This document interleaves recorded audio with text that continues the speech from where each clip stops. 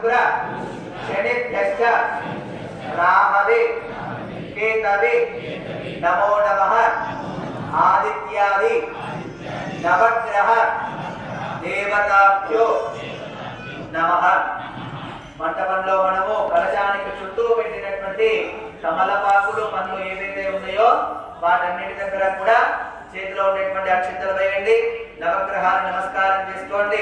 ఆదిత్యాది నవగ్రహ దేవతాభ్యో నమః. ధ్యాయామి జ్ఞానం సమర్పయామి ఆవాహయామి.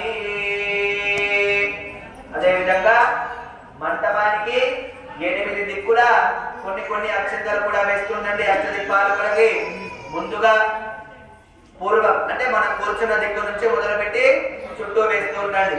ఆదిత్యాది నవగ్రహ దేవతాభ్యో నమః. అష్టదిక్పాలక దేవతాభ్యో నమః.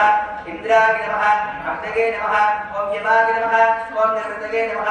ఓం వరుణాయ నమః. ఓం వాయువే నమః. ఓం కుబేరాయ నమః. ఓం ఈశానాయ నమః. అష్టదిక్పాలక దేవతాభ్యో నమః.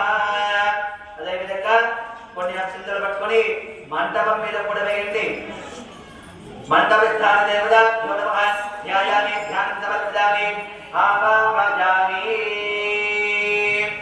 ముందు ఉండేటువంటి నీళ్ళని ఆడవాళ్ళు ముందర పెట్టుకోండి. మంచిగా గౌరీ అమ్మవారు ఎక్కడైతే ఉన్నారో అక్కడ 4 సార్లు నీళ్ళని చల్లండి. గౌరీ గణపతి దేవతాభ్యో నమః. హస్తయో వార్యం సమర్పయామి పాదయో వార్యం సమర్పయామి ముఖే సిద్ధాత్మనీయం సమర్పయామి ఔపచారికేణ స్నానం సమర్పయామి. 4 సార్లు మంచిగా చల్లాలి. ఓమా మాట్లాడదు పక్కన ఉన్న వాళ్ళు.